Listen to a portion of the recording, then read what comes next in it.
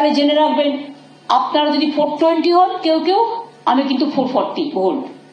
BJP পার্টির কথা শুনে বাংলাকে যদি ধ্বংস করতে চান তাহলে জেনে রাখবেন কংসও কিন্তু একদিন বধ হয়েছিল। তাহলে কিন্তু কংসবধের নাটক বিজেপি পার্টিকে দেখতে হবে। সোজা আঙুলে যদি ঘি না ওঠে, সোজা আঙুলে আপনাদের তো ঘি উঠছে না এত বাদ দিয়েও, একা আঙুলে ঘি তোলার চেষ্টা করছে। ব্যাকা আঙুলে ঘি তুলতে যাবেন তো তখনই যদি ব্যাকা আঙুলটা সোজা হয় না, আর ব্যাকা আঙুলটা যদি কাজই না করে নির্জীব হয়ে যায় তখন কি করবেন? জঙ্গিদের মতো কথাবার্তা, ক্ষমতা হারানোর ভয়ে উন্মাদ হয়ে গেছে। 15 বছর কাজ করার পরেও, 500 ভাতা বাড়িয়ে দেওয়ার পরেও, লাইন দিয়ে ফর্মে এমএসসি, ডক্টরেট, পিএইচডি কে একসঙ্গে দাঁড় করিয়ে দিল লাইনে। আর যাতে অনলাইন না হয় বন্ধ করলো। এত কাণ্ড করার পরেও 15 বছরের পরে এত ভয় কেন? সুপ্রিম কোর্টে তো যাননি অভয়ার বিচার পাইয়ে দেওয়ার জন্য। সুপ্রিম কোর্টে তো আপনাকে লোক দেখেনি। পশ্চিমবঙ্গের উন্নয়ন প্রগতি তার জন্য আপনাকে দেখেনি। আপনি কার জন্য গেছিলেন? বাংলাদেশি মুসলমান অনুপ্রবেশকারী রোহিঙ্গাদের বাঁচানোর জন্য। এটা ক্ষমতা হারানোর ভয়ে আতঙ্কিত।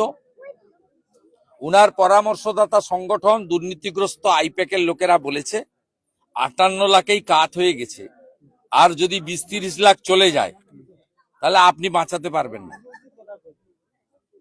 উত্তর 24 বাঁচাতে সত্যিকারই পারবে না। ফাইনাল ভোটার লিস্ট বেরোলে এই খালা মমতাকে বলতে হবে যে আমি ভোটে লড়বো না। উত্তর 24 আমি আপনাকে আজকে বলে দিলাম, ফোরকাস্ট করে দিয়ে গেলাম।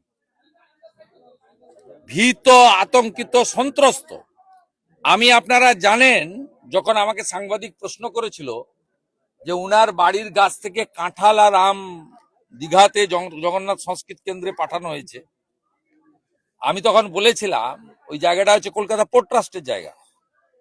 উনি বা ওনার পরিবার হচ্ছে জবরদখলকারী। উনি সেটা ভালো করে শুনেন, আমার সব কথা শুনেন, কেয়ারফুললি শুনেন। ওই জন্য পূর্ব মেদিনীপুরের একজন লোক 7 মাইলে বাড়ি, ওনার ওখানে দোকান করে, তার কাছ থেকে বাড়ির ঠিক পিছনে 1.5 কাঠা জমি কিনেছেন অনেক অর্থ দিয়ে, প্রাচীর করে ঘিরেছেন। ছবিটা আজকে আমি দিয়েছি। তো উনি নিজে এটা বিকল্প ব্যবস্থা করে রাখছেন। তার কারণ উনি প্রাক্তন হবেন, উনি জানেন।